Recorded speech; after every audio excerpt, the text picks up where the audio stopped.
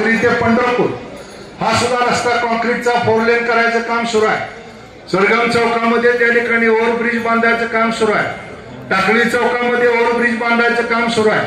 अहिल्या चौकामध्ये ओव्हरब्रिज बांधण्याचा प्रस्तावित आहे, जेणेकरून पंढरपूर शहरातली जड वाहतूक कशी बंद करता येईल या ठिकाणी आपण बघतोय।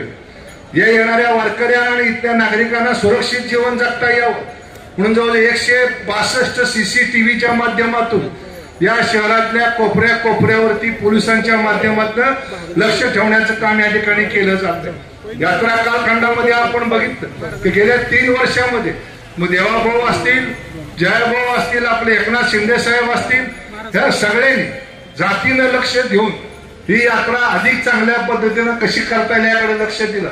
खूप मोठे प्रश्न आपण या ठिकाणी सोडवलेले आहेत। वेळोवेळी उद्यापासून ते सगळे प्रश्न आपण लोकांच्या बरोबर आपण त्यांना संबोधित करणार आहोत। माझी आपल्या सगळ्या कार्यकर्त्यांना एक विनंती आहे, कुठेही बॅकफूटवर न राहता आपणच काम केले गेली 25, 30, 40 वर्ष।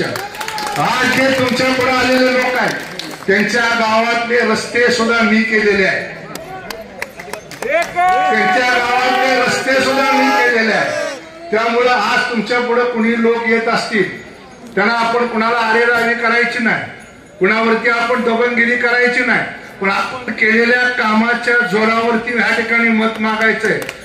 21 ची निवडणूक असेल, 25 विधानसभेची निवडणूक असेल, दोन्ही वेळेस भावनिक राजकारण केलं तरी सुद्धा या शहराने 4 ते 5 हजार मताचं लीड समाधान दादाला या विधानसभेच्या निवडणुकीमध्ये आपण दिलेलं आहे। त्यामुळे मला विश्वास आहे आणि या वर्षी आपण 36 पैकी जवळजवळ माझ्या माहितीप्रमाणे 32